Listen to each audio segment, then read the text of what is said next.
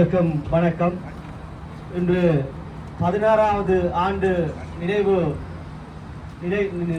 ஏந்தலிலே நாங்கள் முள்ளிவாய்க்கால் இனப்படுகொலை, முள்ளிவாய்க்கால் நினைவேந்தல் என்று சொல்லக்கூடாது, முள்ளிவாய்க்கால் இனப்படுகொலை நினைவேந்தல் என்றுதான் நாங்கள் ஆவணப்படுத்த வேண்டும். ஏனென்றால் உலகளாவிய ரீதியில் இன்றைய கனடா, பிரிட்டன், ஆஸ்திரேலியா, அமெரிக்காவிலே இப்பொழுது பெரிய அதிசயம் நிகழ்ந்து கொண்டிருக்கின்றது. காங்கிரஸ் செனட் சபை உறுப்பினர்கள் இன்று இனப்படுகொலைக்கு சார்பாக ஈழத்திலே தமிழினத்துக்கு நடக்கப்பட்டது இனப்படுகொலை தான் என்று இன்று அமெரிக்காவினுடைய செனட் சபையிலே பேசுகின்ற அளவிற்கு எங்களுடைய துயரங்கள் உலக அளவிலே எடுபட்டிருக்கின்றது.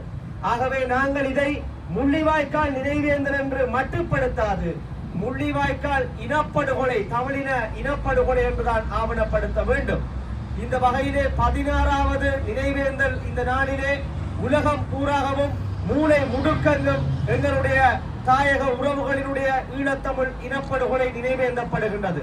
தமிழ்நாட்டிலே கூட எவ்வளவோ கோடிக்கணக்கான லட்சக்கணக்கான மக்கள் வெள்ளத்திலே ஈழத்தமிழ் இனப்படுகொலை நினைவேந்தல் வாரம் அனுஷ்டிக்கப்பட்டு வருகிறது.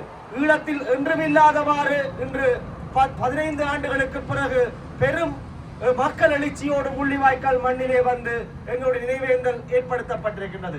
அந்த வகையிலே தாயக உறவுகள், புலம்பெயர் உறவுகள் எல்லோருமே இந்த இனப்படுகொலையை அடுத்த தலைமுறைக்கு நினைவேந்தி கையளிக்கின்ற இந்த கைங்கரியத்திலே ஈடுபட்டுக் கொண்டிருக்கின்றார்கள். இது எங்களுடைய இனத்துக்குரிய விடிவும் தீர்வும் அடுத்த கட்டம் நோக்கி நம்பப்படுவதற்கு ஒரு அச்சாணியாக சொல்லப் போகின்றது. இங்கே வழங்கப்படுகின்ற முள்ளிவாய்க்கால் கஞ்சி எனப்படுவது எங்களுடைய ஒவ்வொரு அடுத்த தலைமுறையும் இது ஏன் வழங்கப்படுகின்றது என்று இந்த நினைவுகளை அடுத்த சந்ததிக்கு கடத்தப்பட வேண்டும்.